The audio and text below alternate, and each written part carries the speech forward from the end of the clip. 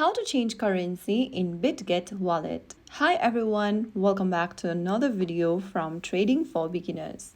If you are in Bitget and wondering why your wallet is showing the wrong currency, this is very super common and you can easily fix that in a few minutes.